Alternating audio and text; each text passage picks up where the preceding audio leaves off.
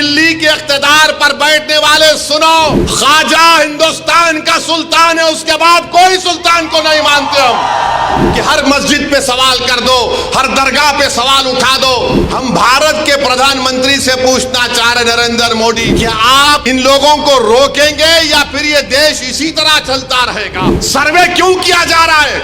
ज्ञानवापी मस्जिद में वजू खाने को सील हो गया, मत करो।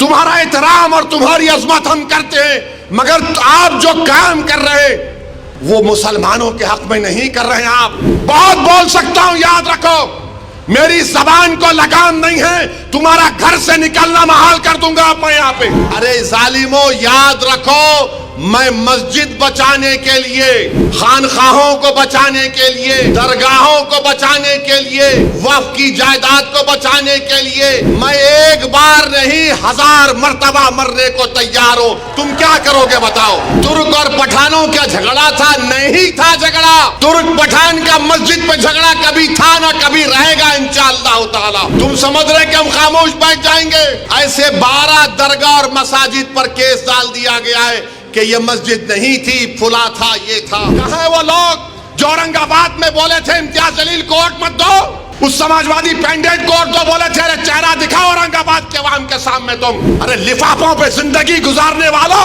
शर्म से डूब मरो तुम। मेरे घर को आए थे, मेरे घर को आए थे हैदराबाद को। अरे तुमको कुरान करीम दिया ना हाथ में, अल्लाह का कलाम तुम्हारे हाथ में दिया, तुमको उसका भी लिहाज नहीं है और तुम दावा करते हो कौम का। अब मोदी क्या कर दिए, बीजेपी आरएसएस क्या कर दिए, एक ही काम पे लगा दिए सबको। जाओ गड़े खोदो, देखो अंदर से क्या निकलता। जाओ मस्जिद में गड़ा खोदो, उसमें से अलाउद्दीन निकलते नहीं निकलते देखो। यानी हर जगह पर जहां भी जाओ बस गड़ा खोदो, सर्वे सर्वे सर्वे। नहीं यहां पर कुछ था, कब था रे भाई? नहीं 500 साल पहले था। अम्मा तेरे को कैसे मालूम 500 साल पहले था? नहीं था, हम सुने। अरे हम भी सुने नहीं था, क्या करेंगे तुम? संभल की मस्जिद आप बताइए, 500 साल पहले वहां पे मस्जिद नहीं थी। अरे मेरे भाई 500 साल पहले अगर तुम जाओगे तो मैं तुमको 2000 साल पहले लेके जाऊंगा। जैन और बौद्ध मजहब के लोग भी खड़े होकर बोलेंगे हम भारत को विकसित भारत बनाना चाहते हैं, नहीं बनाना चाहते, मगर भारत को 500 साल पीछे लेके जाना चाहते। मगर नहीं, नरेंद्र मोदी 1526 पे नजर है। अरे मोदी नजर रखो, विकसित भारत का तो तुम नाम लेकर झूठ बोलते हो। संभल की मस्जिद का मसला खड़ा कर दिए, 1.5 घंटे में ऑर्डर लेकर आ गए और वहां पर पुलिस मौजूद है। शाम में 6 बजे सर्वे होता है, फिर उसके बाद इतवार के दिन सर्वे होता है, और फिर जब दूसरा सर्वे जिसका कोई कानूनी मौक़िफ़ नहीं है सर्वे हुआ तो फायरिंग हुई। फायरिंग में 5 लोग शहीद हो गए। उसमें एक 17 साल का बच्चा जो प्लास्टिक के खिलौने बेचता था, उसके सीने पे गोली लग गई। 5 के 5 को, 4 को सीने पे गोली लगी, 1 को पीठ पर गोली लगी। और मारने वाले बोलते हम नहीं मारे, कट्टे से मारे। अरे क्या कोई जिन्नात आके गोली मार के चले गए? आप गोली चला रहे हैं, वीडियो है, और बोल रहे हैं कि नहीं हम नहीं चलाए, कट्टे से मारे। आप कह रहे हैं झगड़ा था, मगर 5 लोग शहीद हो गए, अपनी जानों को गंवा दिए। अगर वो लोग कोर्ट को नहीं जाते तो क्या ये 5 बच्चे मरते थे? क्या ये तशद्दुद होता था संभल में? मेरे भाई आज आप देख रहे हैं ये संभल में हुआ और इल्जाम मुझ पर लगाया जाता है। असदुद्दीन ओवैसी तुम ये बोल रहे हो, तुम वो बोल रहे हो। बार बार मुझे व्हाट्सएप के ऊपर कभी SMS के जरिए, कभी फुलां के जरिए धमकी दी जाती है। अरे जालिमो, याद रखो, मैं मस्जिद बचाने के लिए, खानखाहों को बचाने के लिए, दरगाहों को बचाने के लिए, वक्फ की जायदाद को बचाने के लिए, जमहूरियत को बचाने के लिए, कानून की बालादस्ती के लिए इंसाफ के लिए मैं एक बार नहीं 1000 मर्तबा मरने को तैयार हूं। तुम क्या करोगे बताओ? तुम समझ रहे कि हम खामोश बैठ जाएंगे? ऐसे 12 दरगाह और मसाजिद पर केस डाल दिया गया है कि यह मस्जिद नहीं थी, फुला था, ये था। सुल्तान हिंद ख्वाजा अजमेरी के आस्थाने पर केस डाल दिया गया। और क्या बोलते हैं, केस डालने वाला कौन है मालूम आपको? ये मेरे घर के पास दिल्ली में आकर मेरे घर के ऊपर जो नेम प्लेट है उसको तोड़ा, पत्थर फेंके घर में मेरे, और उसके बाद मेरे नेम प्लेट पर कालिक डालकर धमकी दिया कि ओवैसी तेरे को देख लेंगे। अरे कमीने, कभी बोल कर आना, मर्द का बच्चा है तो मैं ठहरता हूं सामने। बस आते कैमरा लेके फाइबर फेंके भाग। अरे बोल क्या आ रहा हूं कल तेरे पास तो मैं भी ठहरता हूं, देखेंगे 6 फुट 2 इंच क्या करता है। वो आदमी अब कोर्ट को गया, सुप्रीम कोर्ट के वकील को थप्पड़ मारा। 2016 में दिल्ली की पुलिस ने उसको तड़ी पार का नोटिस दिया। वो कोर्ट में केस डाल रहा है कि ख्वाजा अजमेरी का आस्थाना नहीं है, वहां पर कोई और जगह थी। हवाला क्या दे रहा है? 1901 की किताब। 1901 में कोई दीवाना लिख रहा नहीं, रिवायत ये बताती है। अबे रिवायत बहुत बातें बताती है, यकीन कर लेंगे क्या?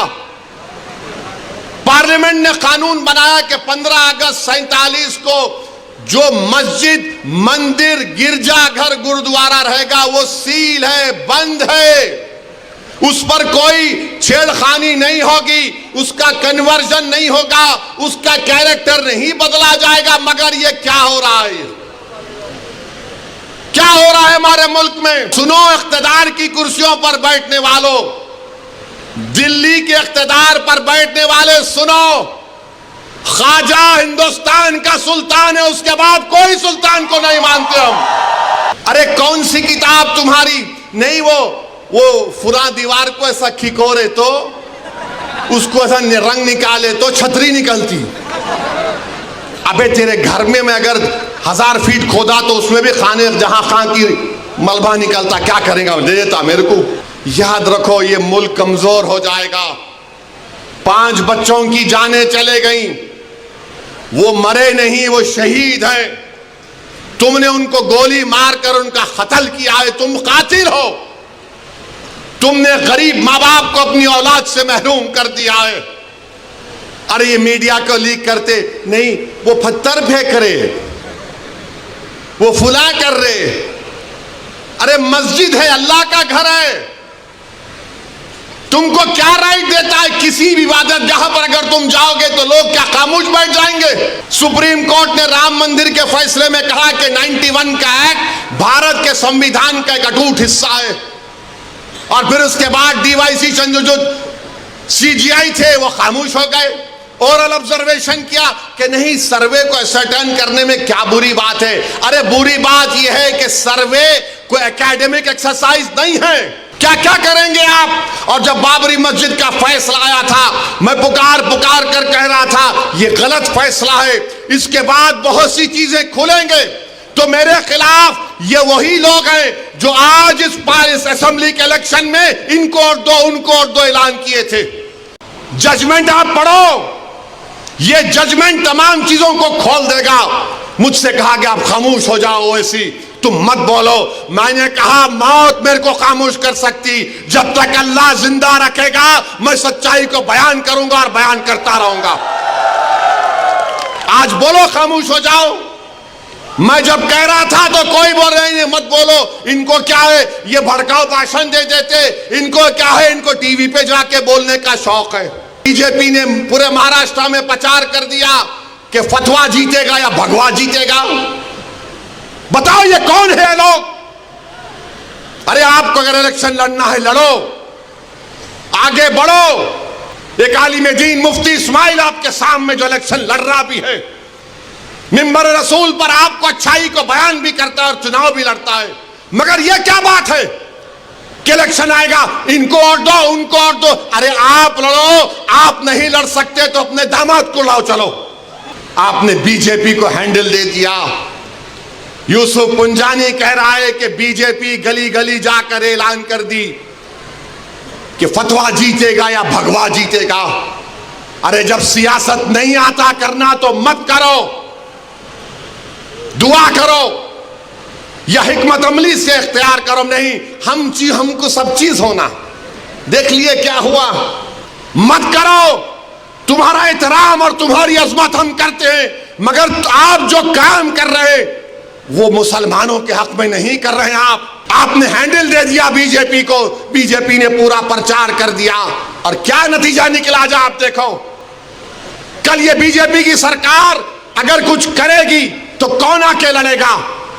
आप आएंगे रोड पे?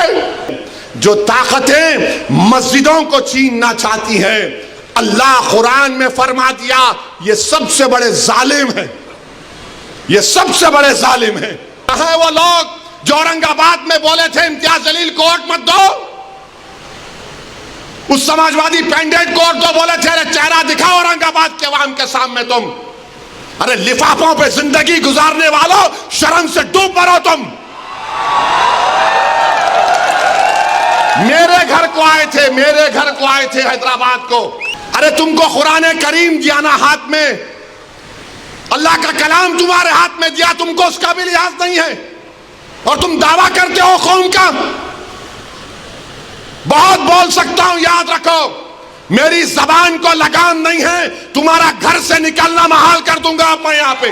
कहां है वो लोग जो औरंगाबाद में बोले थे इम्तियाज जलील को वोट मत दो, उस समाजवादी पैंडेट को वोट दो, बोले थे अरे चेहरा दिखाओ औरंगाबाद के अवाम के सामने तुम। अरे लिफाफों पे जिंदगी गुजारने वालों, शर्म से डूब मरो तुम। मेरे घर को आए थे, मेरे घर को आए थे हैदराबाद को, बगैर बोले मेरे घर को आए। मैं वक्फ के बिल की मीटिंग में जा रहा था, पलट मेरा गार्ड फोन करा के साहब इतने लोग आए, मिला। घर पे आए तो मैंने कहा कि मेरा घर इतना बड़ा नहीं है, आप लोग 20 लोगों को ले लीजिए। 20 लोगों को बिठाया, वो बात करे मैं बात करा, लेटर लिख के दिए इनको टिकट दो, मला मैं गौर करूंगा। फिर जाने से पहले मैंने एक अल्लाह के वली के अंग्रेजी कुरान का तर्जुमा जो टर्की का छपा हुआ है, उसकी 4 कॉपियां इन जिम्मेदारों को दिया कि आप मेरे घर को आए, ये एक अल्लाह के वली की कुरान का तर्जुमा है। एक एक के हाथ में दिया तो औरंगाबाद जाके बोले हम घर को गए थे, हमारे को चाय तक नहीं पिलाए। अरे आप पहले से बोल देते तो नान खलिया खिला देता मैं आपको। मेरे को नहीं मालूम था कि तुम मेरे घर को खाना खाने आ रहे। अरे तुमको कुरान करीम दिया ना हाथ में, अल्लाह का कलाम तुम्हारे हाथ में दिया, तुमको उसका भी लिहाज नहीं है और तुम दावा करते हो कौम का। बहुत बोल सकता हूं, याद रखो मेरी जबान को लगाम नहीं है, तुम्हारा घर से निकलना महाल कर दूंगा मैं यहां पे।